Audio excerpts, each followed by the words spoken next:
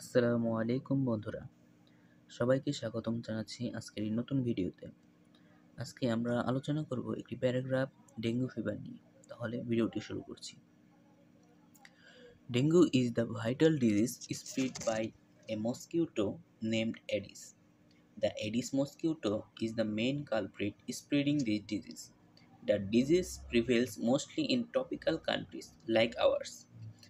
Aedes mosquito is born in stagnant fresh water and rainwater. The remains clogged water in flower pots, damaged tires, drains, waste plastic bags and bottles around our home. Sometimes we see the clogged at the roof of building. Dengue causes a sustained high-grade fever, red rashes all over the body, much pain around, inside or behind the eyes, nausea and vomiting, abdominal pain, diarrhea, and muscle aches. There are two types of dengue. These are classic dengue and dengue hemorrhagic. Normally, classic dengue occurs more quickly, but dengue hemorrhagic disease decreases the platelet count of the blood.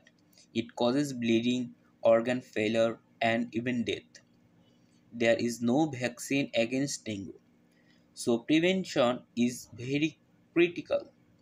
So, must keep our household areas clean so that water cannot be clogged in flower pots, vases, towers, etc. Besides, must protect ourselves from mosquito bites. That's why we should always wear protective clothing like pants, long sleeves, and socks, and use mosquito nets while sleeping. Above all, we had better consult a doctor if any fever persists for days.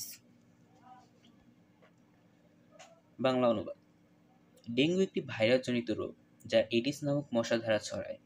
Aedes মশা এই রোগ ছড়ানোর প্রধান অপরাধী। আমাদের মতো গ্রীষ্মমণ্ডলীয় দেশগুলোতে এই রোগটি বেশি দেখা যায়। এডিস মশা স্থির, বিশুদ্ধ পানি, বৃষ্টির পানিতে জন্মায়।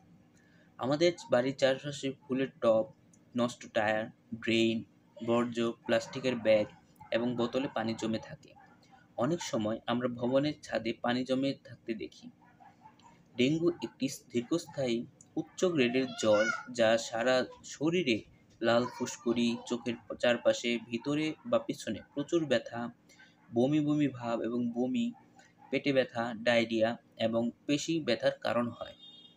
ডেঙ্গু দুই প্রকার। এগুলো হলো ক্লাসিক ডেঙ্গু এবং ডেঙ্গু হেমোরেজিক।